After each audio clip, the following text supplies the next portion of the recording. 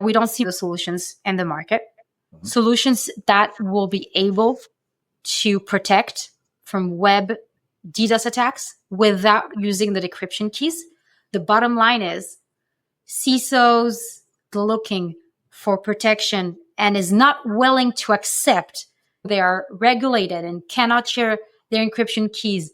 Therefore, there will not be any solutions for them. There are solutions that exist. It's important to look for those that can cover you without requesting your certificate, without adding latency, without blocking legitimate users and having very, very high rates of false positives. And bottom line, without harming your business and allowing for your business continuity. How you defend against DDoS? There is one way that is the most efficient way to ever battle a DDoS attack. And it's very simple. Everyone can do it. You go off the internet. Just unplug your internet connection and instantly the DDoS attack is over. Help us understand why it's so hard to stop without the decryption keys and being able to see into the traffic. It's about regulations. A lot of regulated industries are not allowed to give their encryption keys. There's a major threat out there. Most providers are requesting my keys to protect me from those attacks. I cannot / will not share my keys. What should I do?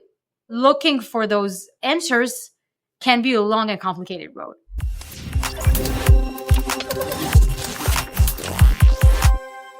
Welcome back to the Security Strategist Podcast, your blueprint for evolving cybersecurity. My name is Richard Stiennon, and I will be your host for this episode. I'm a Chief Research Analyst at IT Harvest, an author, and a trusted advisor to vendors, VCs, and private equity firms. Today, I'm speaking with Eva Abergel, who is Senior Solution Expert at Radware, about the changing nature of denial of service attacks, particularly DDoS. We will focus on how these attacks exploit encryption and discuss ways to counter them. Welcome to the show, Eva. Great to have you. Could you tell us a little bit about yourself? Thank you very much, Richard. It's a pleasure being here. So, as you mentioned, I'm a solution expert here at Radware, and I guess the best way to describe what I do is intensely research the bad actor, the threat landscape, understanding all of the cyber threats that we have out there, while simultaneously deeply understanding the solutions that can be provided for those and focusing on the gap between the two. Great. You know, what I love about the DDoS defense business is that it's constant battle, right? It's almost like the front lines of a cyber war going on all the time for the defenders. But now you're introducing a new concern. So tell us how HTTPS, well, great for privacy, creates new challenges by allowing those sophisticated DDoS attacks to hide in encrypted traffic. I think it's a good starting point because essentially HTTPS has brought majorly good things to the internet. So we are more secure. Our data is more secure, more safe. We can store information that we don't want it to be public, thanks to the HTTPS protocol. So a lot of good things were brought by that are allowing our operations as they are today. But together with this, when you're encrypting the traffic and giving the keys only to the owner of the traffic, it really gave a very specific door for attackers to work right in. Essentially, they can encrypt their attacks, their tactics, the way they look, put it all under encryption. And if you're not opening the traffic and decrypting it and have the decryption keys, there's no way for you to see what's in it and how malicious it can be. So it does bring a level of concern and helps them get away. It might be worthwhile for our audience talking about how you defend against DDoS, right? Because it's all about recognizing what connections are unwanted, malicious, spurious, or flooding, and stopping them. Tell us a little bit about modern day DDoS. Just give us a feel for the scale that we're dealing with too. So I love that you said modern day DDoS, because if we think about it, it was kind of the first means of cyber attacks ever invented. Back in the 70s, 80s, We had some kids trying some things on very, very old computers and discovering that you could overwhelm a server for it to crash and just being unavailable for others. And that was the first DDoS attacks way, way back there. Yep. Now, I do have a lot of people coming up to me and saying how DDoS attack is even still existing. It's how is it even still a threat? How even is it becoming more sophisticated, and why does it really have to be the front lines in today's architectures, topologies, security solutions, and so on? My answer to that is there is one way that is the most efficient way to ever battle a DDoS attack. And it's very simple. Everyone can do it. You go off the internet. Just unplug your internet connection, and instantly the DDoS attack is over, right? So I understand the image of unplugging from the internet seems a little bit too much, but it is basically what a lot of companies that provide DDoS solutions are doing. If someone is being under a massive attack, they don't want to overwhelm their own servers, they are going to get them off their own internet to offload their own services. And unfortunately, this specific client will not have access to the internet for the period of time of the attack, and then we'll be back. So it seems drastic, but today there are very lean and subtle ways of doing it that unfortunately providers are doing when they are overwhelmed. So yeah, that's the most efficient way to battle a DDoS attack. But together with that comes a very, very high price. And the price is the legitimate user. Because when there is a 14 million requests per second web DDoS attack, or a multi-tera bit per second attack on the network layer, a DDoS attack, then if you're one user, if you're two users, if you're 10 legit users, you're getting swallowed into all that. And the techniques that are existing today, such as rate limiting and so on, are essentially using the same mechanism, which means taking you out of the internet. So it's very efficient, but you lose the experience. It's at the expense of the legitimate users that want to access your services, even though you are under a massive attack. So it really depends on who you are as an organization and how much is legitimate user experience worth to you. Now, when we go into the financial sector, things change drastically. Because it's not only a question of, I sell movies and this specific person could not download the movie they wanted, too bad. It's stock change, right? Stock exchanges. It's money. It's withdrawals. It's eBay, for example, when they lose millions of dollars for tens of minutes of downtime. Yep. So it can be very, very pricey. Osterman's research, a new report that interviewed a lot of enterprises, thousands, I think, even enterprises, organization, asked what is the average cost of downtime for you? Downtime meaning major DDoS attack, taking you out of the internet, making you unavailable. And for the financial sector, it was around 5,500 for 1 hour of downtime, for 1 minute of downtime. But in healthcare, it jumps, right? Massively. So those things cost a lot of money. They impact legitimate users. And this is why the solutions need to give an answer that is a lot more sophisticated for DDoS attacks. Now, in modern days, DDoS attacks, the landscape is different. The attacks are different. They're not the same kids that are just overwhelming a server, and it's very clear that it's a DDoS attack and it can be mitigated. It really looks like legitimate traffic, and it's very hard to differentiate which is malicious traffic and which is legitimate. So modern day, a lot more complicated. And now I understand with help from AI, the attackers are have another advantage. Oh, wow. That's a massive understatement. It's something I can tell you I've never experienced. I've been researching threats for a long time. And usually by the time I research a threat, understand it, I have some time to see how we breach to the product teams and find the solutions for it.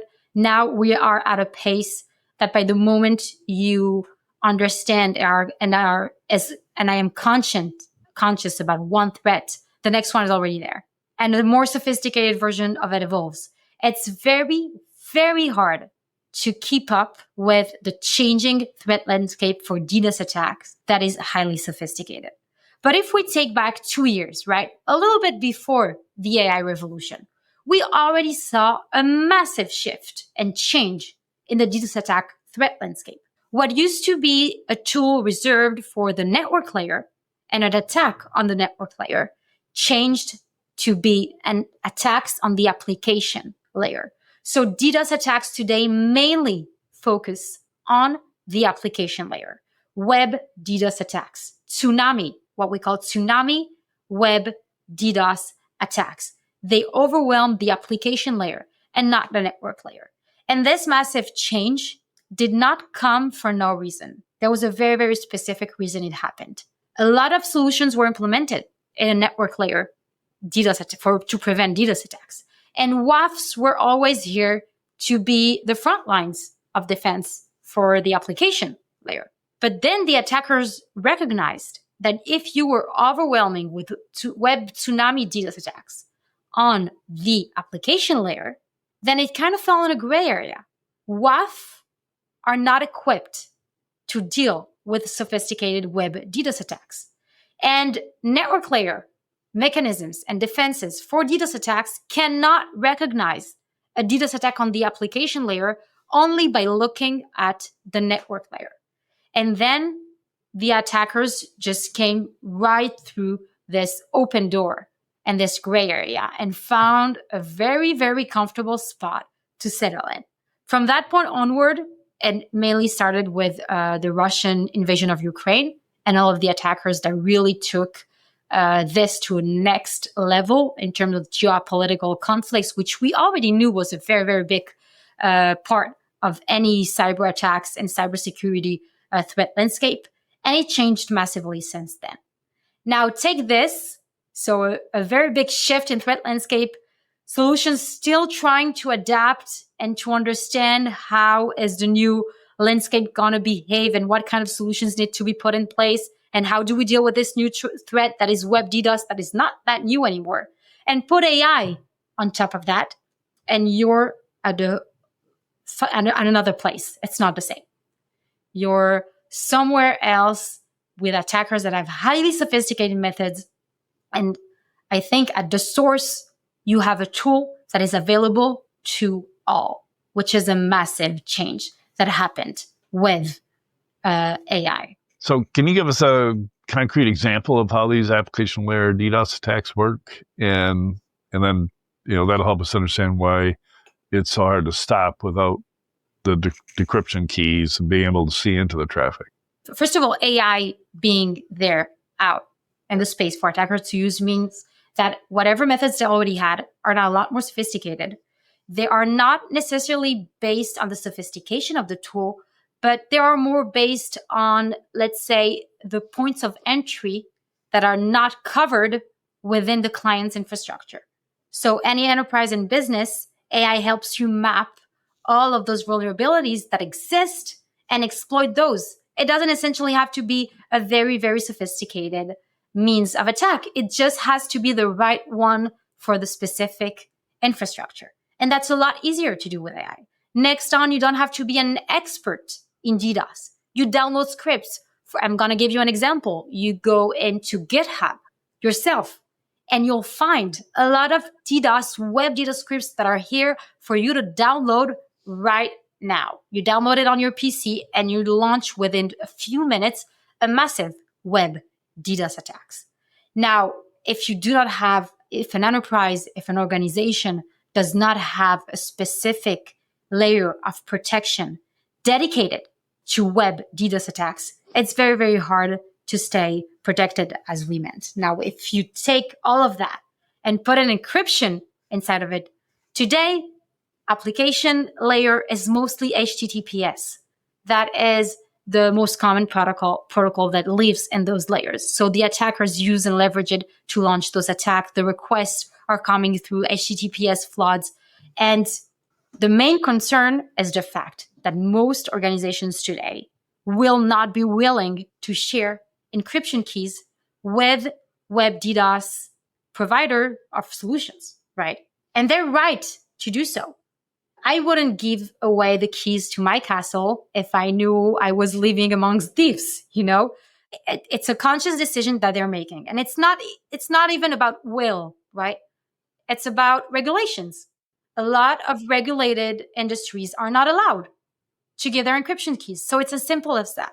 But if you take a very high percentage of the industry that is highly regulated and cannot share the encrypted keys, and then you have the ones that are not willing to share the encrypted keys for very, very, very understandable reasons, you essentially say there's a major threat out there. Most providers are requesting my keys to protect me from those attacks. I cannot / will not share my keys. What should I do? Should I just accept that I'm not protected from those threats? Is it like a conscious decision that I'm going to make that I'm regulated, I cannot, and there is no options for me? And that can be a very, very difficult and complicated point to be in for organizations, which is why looking for those answers can be a long and complicated road. So give us a hint, anyways, as to the right approach. What do you do if you can't decrypt the traffic, but you still have to stop these DDoS via application layer? I'm still surprised, to be honest, that we don't see more of the solutions in the market. Mm-hmm. Solutions that will be able to protect from web DDoS attacks without using the decryption keys. The mass majority of providers today will request that to provide protection. But there are solutions that exist. And I think the bottom line is CISOs or any person that is looking for protection and is not willing to accept that even though they are regulated and cannot share their encryption keys, that therefore there will not be any solutions for them, they should not be willing to accept that and look for the solutions that do exist. There are solutions that exist. It's important to look for those that can cover you without requesting your certificate, without adding latency, without blocking legitimate users and having very, very high rates of false positives. And bottom line, without harming your business and allowing for your business continuity. If you had to summarize one key takeaway from everything we've talked about for CISOs, CTOs, CIOs, and other IT decision makers, what would it be and why? For me, it would be we have a shift to the application layer. I think most of the personas you just described heavily know that DDoS attacks are switching to the application layer. This is just a reality, undeniable. AI is, the way I see it, AI things up, right? Making everything more sophisticated, more attainable, easier, faster. And so is the cycle of the inventions and the putting in place of new cyber threats. And to me, all of those persons in charge should really ask themselves, what are my needs? What is the attacks that I am not protected from today? Where do I want to go and where do I want to be?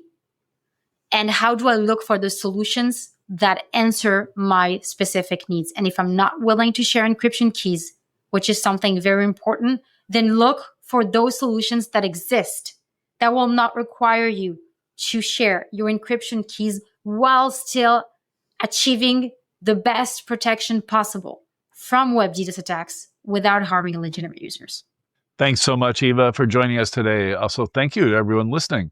We hope you took a lot away from today's podcasts. And for further information on what we've talked about, please head over to radware.com. We'll be back next week with another episode in our podcast series. Until then, make sure you subscribe to this podcast on all major platforms and follow the conversation on our socials at EM360Tech on Twitter and LinkedIn. And for more great daily content, head over to em360tech.com.